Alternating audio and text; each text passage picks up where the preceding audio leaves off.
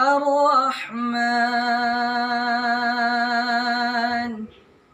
علم القرآن خلق الإنسان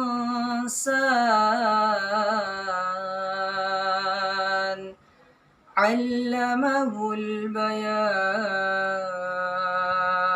Dan kenapa Allah gandengkan ini minal masjidil haram ila masjidil aqsa? Kenapa? Dalam bahasa Arab, min itu menunjukkan permulaan, ila menunjukkan tujuan akhir, from the beginning to the end, dari permulaan kepada akhir. Maksudnya apa? Itu cara Allah meringkas dakwah Nabi Muhammad SAW.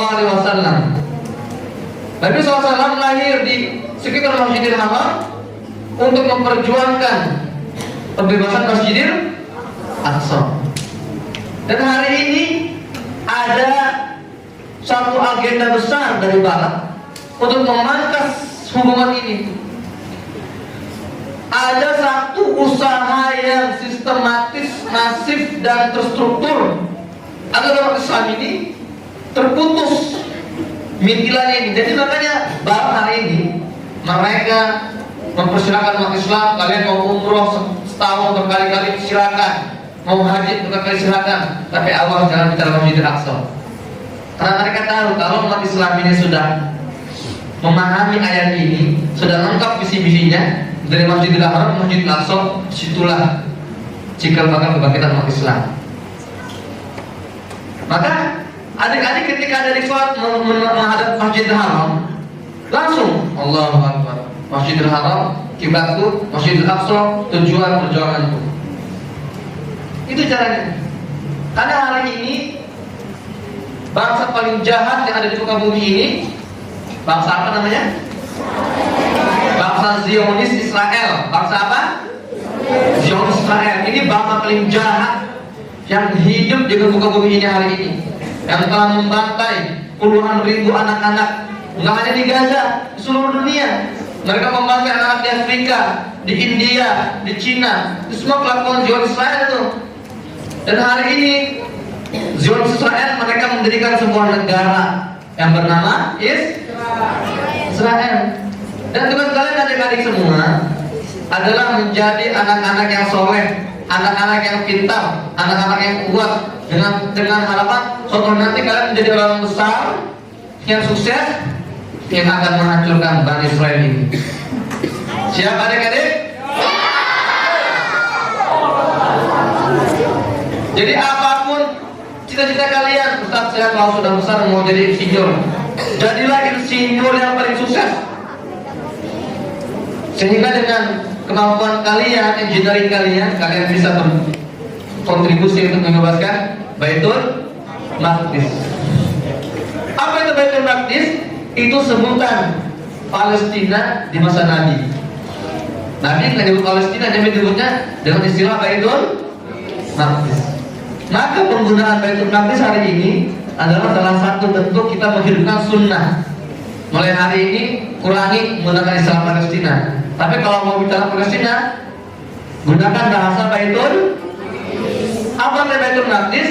Bait artinya rumah. Bait artinya rumah. Al-Maqdis artinya yang suci. Ini rumahnya orang-orang suci. Rumahnya orang-orang. Siapa orang suci ini? Para nabi dan rasul. Nah, ini juga masukan buat para guru, buat orang tua. Selama ini kita kalau menceritakan kisah para nabi kepada adik-adik kita biasanya hanya berhenti pada nama nabi dan pada mukjizatnya. Contoh, Nabi Ibrahim, apa mukjizatnya? Nah, Nabi Ibrahim di mana meninggalnya? Nabi Ibrahim punya anak siapa namanya? Nabi Ismail lahir di mana? Nabi Ishak lahir di mana? Nah, ini yang sekarang sudah diajarkan, Pak. Jadi Nabi Ibrahim itu orang Baitul Maqdis. Kalau sekarang nyebut orang Palestina. Nabi Ishak orang Baitul Maqdis, orang Palestina. Nabi Ismail orang Baitul Maqdis, lahir di Palestina. Siapa lagi? Nabi Zakaria, Nabi Yahya, Nabi Isa, Nabi Yusuf. Tanamkan peran anak kita bahwa ini tanah bukan sembarang tanah. Ini kampung halaman para nabi. Jadi adik-adik, kalau kalian mau suatu hari nanti berdoa kepada Allah, ya Allah, kalau aku meninggal, aku mau dikumpulkan dengan para nabi. Mau tidak? Aku mau dikumpulkan di surga dengan para rasul. Mau tidak? Tapi hari ini kalau kita melihat negeri para nabi dijajah, dibantai, dibakar, kita nggak marah, kita nggak emosi, maka kita nggak pantas berdoa seperti itu. Bicara Palestina tidak hanya bicara tentang kematian, tentang penderitaan, enggak. Tapi ini adalah tujuan kalian semua. Percayalah, puncak kebanggaan seorang ayah, seorang ibu adalah ketika kalian semua mengatakan pada mereka, ibu, selesaikan wahai ibu, saya kalau besar nanti akan menjadi pejuang-pejuang pembebas Baitul Maqdis. Takbir. Karena itu adalah visi misi para nabi. Dulu Nabi Ibrahim alaihissalam setelah dibakar oleh Raja Namrud, namun tidak mati, kemana hijrahnya Nabi Ibrahim? Ke Baitul Maqdis. Nabi Lut alaihissalam, nabi yang hampir dibunuh oleh kaum Sodom, kaum LGBT, ya, kaum penyuka sesama jenis. Nabi Lut alaihissalam Allah selamatkan ke arah Baitul Maqdis. Nabi Musa alaihissalam, ketika Nabi Musa berhasil membebaskan Bani Israel dari perbudakan Fir'aun, kemana Nabi Musa membawa Bani Israel? Ke Baitul Maqdis. Itu adalah rumah umat Islam di situ, rumah kita semua. Dan hari ini Baitul Maqdis sedang dijajah oleh Zionis. Apakah kalian tega melihat Baitul Maqdis dijajah? Apakah kalian setuju Baitul Maqdis dijajah? Apakah kalian ridho melihat Palestina dijajah Zionis? Siapa yang akan bebaskan Baitul Maqdis? Siapa yang akan bebaskan Bait Palestina? Siapa yang akan bebaskan Masjidil Aqsa?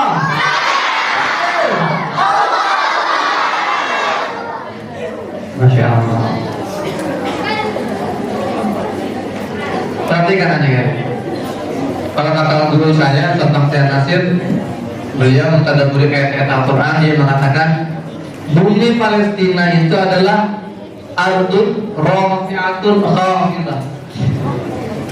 Barang siapa yang mengangkat, memperjuangkan Baitul Maqdis Palestina, Allah akan angkat derajat hidupnya. Adik-adik kalau mau jadi anak pinter, ya, jadi anak-anak yang sukses, Allah mudahkan hidupnya.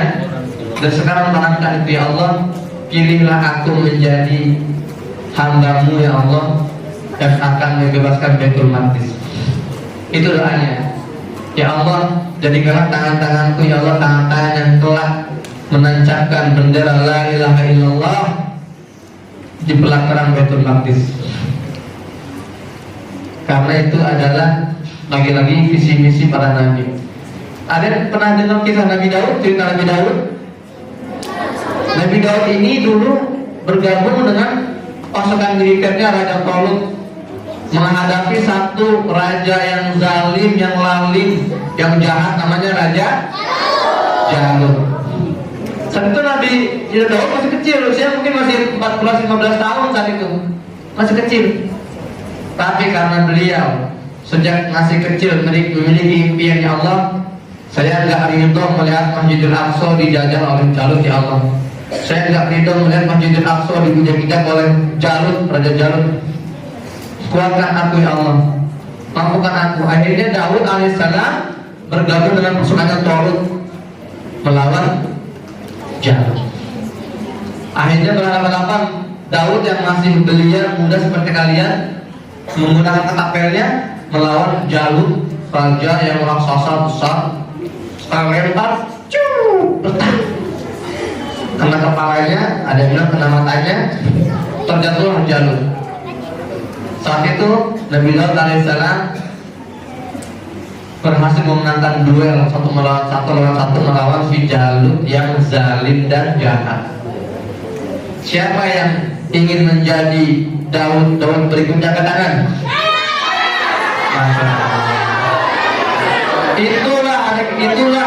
Itulah idola kalian. Itulah idola kalian.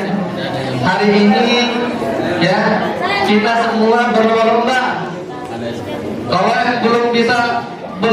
belum latihan bela diri, latihan dari sekarang. Al-Azhar punya silat ya, saudara? Silat Al-Azhar ya. Ayo semangat belajar silat Al-Azharnya. Suatu hari nanti saya akan menghadapi Netanyahu misalnya, menghadapi Perdana Menteri Israel, menghadapi Jenderal Israel. Dengan harapannya kita mendapatkan kemuliaan seperti Nabi Daud alaihissalam. Yakinlah adik-adik semua, puncak kemuliaan umat Islam hari ini adalah ketika kita berhasil membebaskan Baitul Maqdis. Kalau dalam filmnya One Piece, ya, Mugiwara Luffy dan teman-temannya itu, dia berusaha mencari satu harta karun terbenam namanya One Piece. Tapi itu bohong semua, itu hayangan. Kita, kalian semua punya visi misi yang nyata, nggak cuma hayalan. Kalian tugas kalian adalah menjadi sosok terbaik